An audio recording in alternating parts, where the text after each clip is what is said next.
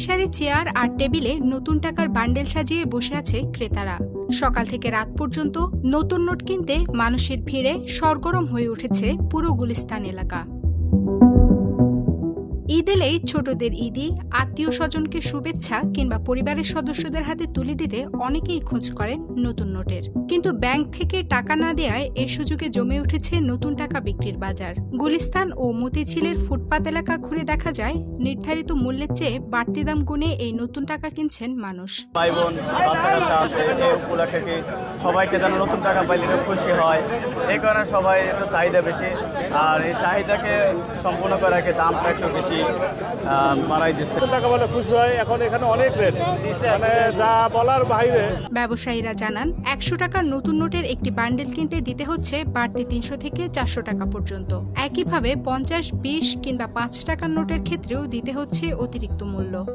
কারণ বাংলাদেশ ব্যাংকে টাকা দেয় নাই, ওই তুলনামূলক হিসাবে টাকা কমাইছে, আর যা টাকা আইছে একটু দাম বেশি, এই কারণে অনেকে চিন্তা ভাবনা করে এত টাকা থেকে কিনি, এটা তো নিজেরাও বুঝি। টাকা নতুনটা 400 টাকা, পুরানটা আগেরটা হলো আপনার 300 টাকা, 20 টাকা 300 টাকা, আর আপনার 20 টাকা নতুনটা হচ্ছে 400 টাকা।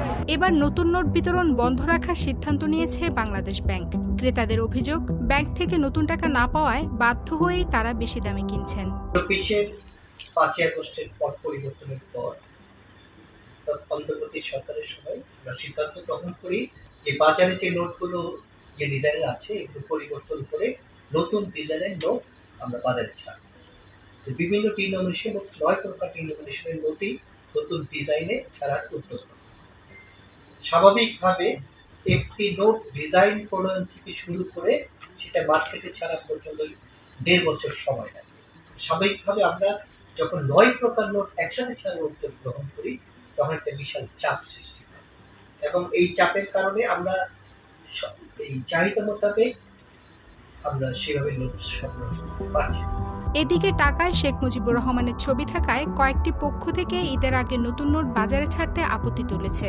এমন পরিস্থিতিতে ঈদকে সামনে রেখে গত ৮ মার্চ একটি চিঠিতে নতুন নোট না ছাড়ার ঘোষণা দেয় বাংলাদেশ ব্যাংক।